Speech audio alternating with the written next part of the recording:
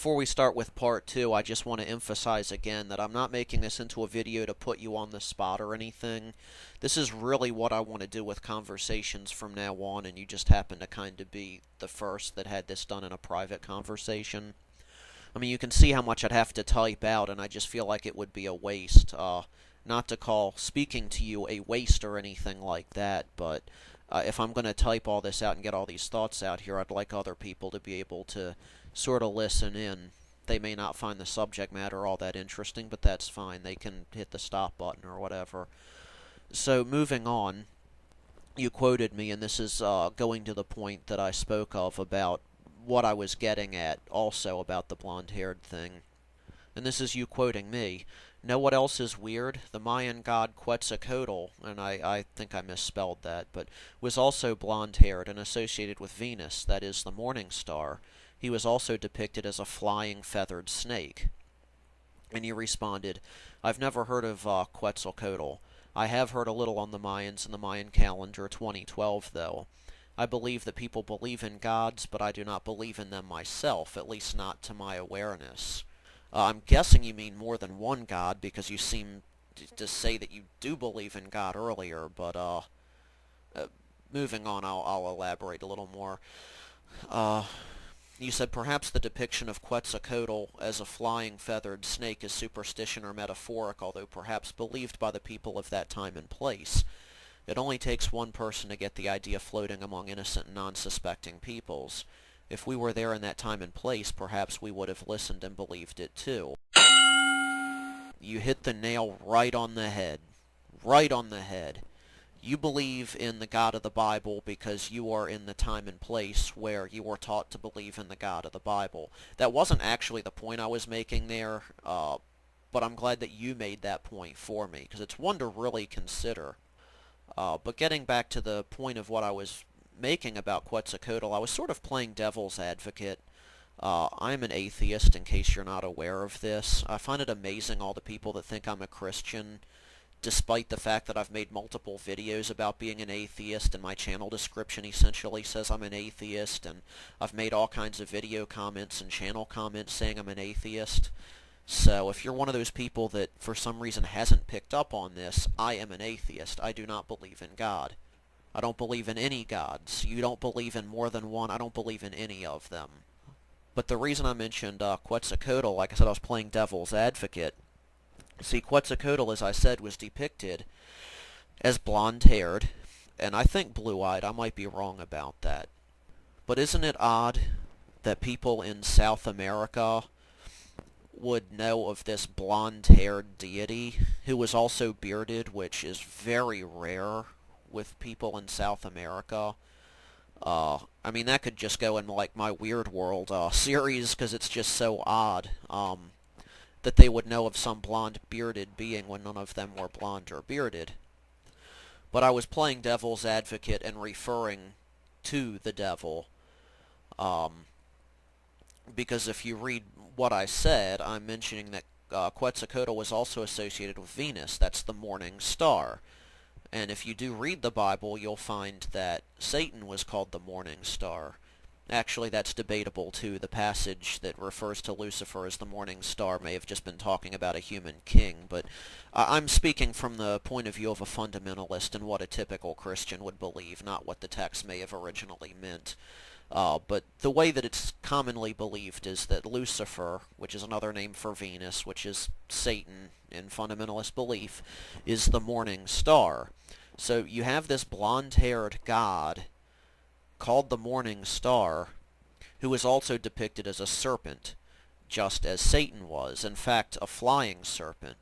So just use your imagination a little bit. You have this Quetzalcoatl, who is a flying snake, and the morning star, and then as punishment for his crimes, he's commanded by God to crawl upon his belly. He lost his wings. So I was kind of playing, but I was kind of trying to make you think about that a little bit too, that you could draw parallels between Quetzalcoatl and Satan, and if we do assume that Quetzalcoatl is Satan, he's also blonde-haired like your angel. That was kind of what I was getting at. Like I said, I'm an atheist. I'm just playing devil's advocate and trying to make you think a little bit, that's all.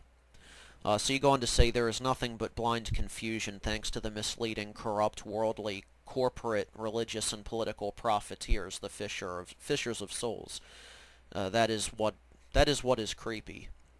I agree with you, except I think the difference is I see the writers of your Bible and the creators of your God as counted among those misleading and corrupt religious profiteers.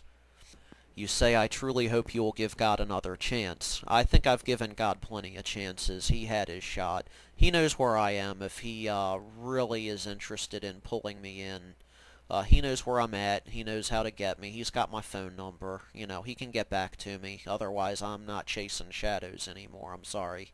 You go on to talk about some of your experiences with the Jehovah's Witnesses and how you felt, and I'm not going to put all that out here. I doubt it's really personal. I just don't think it'll be that interesting to people, and not that I don't care about what you had to say there or that I didn't read it. I guess I just don't have anything interesting to comment on it that would be worth commenting on. I did read it and appreciate your thoughts, though. One thing you do mention in there, you say having the whole locked-in sense of man's authoritative leadership ingrained in you would lead a person into questioning if there truly is a God. No.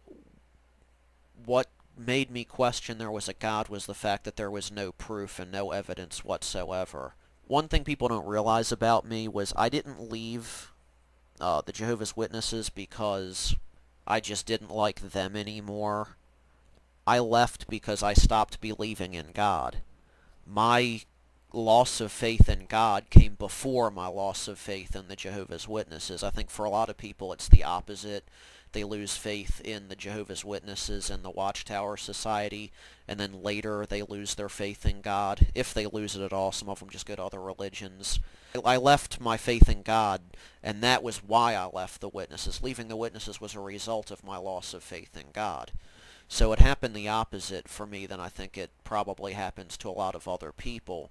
So blaming the Jehovah's Witnesses for me being an atheist is not really accurate. I did go on years later to say, well, maybe there is a God and give it another chance, and I prayed for years and years and years and years and didn't get anything. I mean, when I left the Jehovah's Witnesses, I guess I was kind of atheist for a while, and then I was agnostic for a while, and then I went to being atheist for a little bit, and then agnostic. I was kind of back and forth, and then I became really a theist, and I believed in God for probably 3, 4, 5 years. At least. Probably longer. But basically, it got to the point where after all of those years of praying for a sign and asking for a sign and all that, nothing happened. So, really my loss of faith, you could say, was in the Bible and not just God when I left them. But I just don't want you to sit here and think that it was my sense of man's authoritative leadership that would lead me to questioning God. It didn't happen that way. It was actually my loss of faith in God that led to my questioning of man's authoritative leadership. You said it is important to get to know God through the personal relationship He has gifted to us. He knows us personally, our suffering, and why we do the things we do. He is forgiving. I believe that because He understands our confusion, having been horribly misled, He forgives. We just have to see it too. He forgives and loves you, Utu. He understands you. Please go back to Him. He is waiting. Well, He can just sit there and wait. I waited for Him for a long time. I didn't just wait. I looked for Him. I searched for Him. I ran towards Him. I did everything possibly in my power to find Him. If He understands me, then He knows what I need to believe, and He chose not to show me this.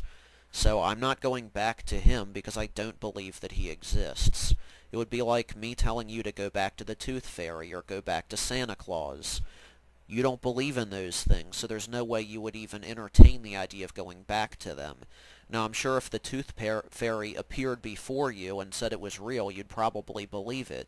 You might question whether it was just your sanity slipping or something, but bottom line is you wouldn't believe it without seeing something, and I feel the same way about your God, about any God that you feel about the Tooth Fairy. So once again, God has my phone number. He knows where I live. He can come see me anytime he likes if he's that interested, but I'm not going to sit here and waste my time looking for something that I don't believe exists.